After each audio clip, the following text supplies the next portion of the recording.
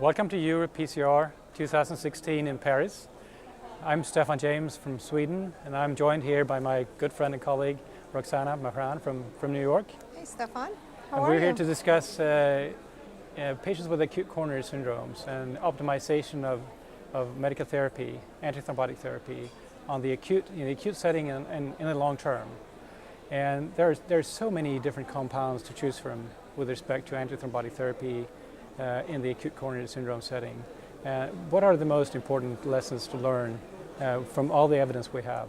It's a great question, isn't it? And I think our physicians are really getting confused because there's just so much to choose from. I think the way I look at it, and maybe it's my own opinion, but really based on so much data that's there, one of the first things is a risk stratification of a patient and really understanding what's the underlying, how's the presentation, and obviously on that front it's extremely important. I think now there's ample evidence that the more potent agents are much more effective. So in the acute setting, I think if borrowed anything unforeseen rather than the bleeding complications is to really assess that risk and go forward with a more potent agent unless there's a bleeding issue. And that discussion always comes up, and it's of course very important to try to assess the risk of ischemic events versus the bleeding events and to find that balance when we choose the agents. But it's not always true that if you choose a more potent agent that will hit so much on bleeding that it will reduce the efficacy. So that's very interesting. What do you think about how do we find that balance between safety and efficacy? Well, I think it's really difficult, especially when you first meet a patient that you hardly know. And I think it may be a little bit easier once they've gone through the hospitalization. But I think up front in the acute setting, I think you have to go with the more potent agents. And at the moment, the data for ticagrelor and prasugrel are quite strong. I think ticagrelor gives us a lot of to play with because it's the agent that you can use right up front at the first point of medical contact, and it showed efficacy across the board with a reduction in mortality. I mean, what else can we ask for? I think on the prasugrel side, also you can choose in patients who are undergoing PCI, after the coronary anatomy.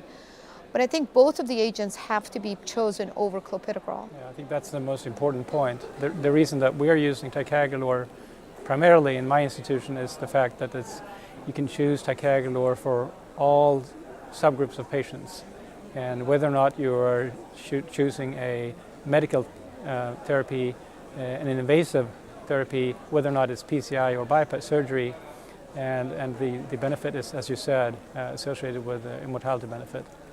But they're all associated with more bleeding, and I think no one's hiding that, so that's why it's so important to really understand that. And pretty much in most cases, though, I think acutely you really have to go after that ischemic burden of the patient, and they're very rich in events, and the more potent agents are quite effective. We are also, of course, all the time discussing how do we select patients for long-term therapy. And that's challenging, but obviously there is a benefit also in long-term in reduction of ischemic endpoints, not only stent thrombosis, but also spontaneous myocardial infarctions. Yeah, I was always very impressed with the landmark analyses. Of course, it's always sort of a secondary endpoint, but the fact that you see that the curves continue to separate in favor of the more potent agents. And I was always struck by even the medical managed arm of Plato, where you showed that in the medically managed patients, the curves separated and the mortality benefit was durable across the entire exposure period.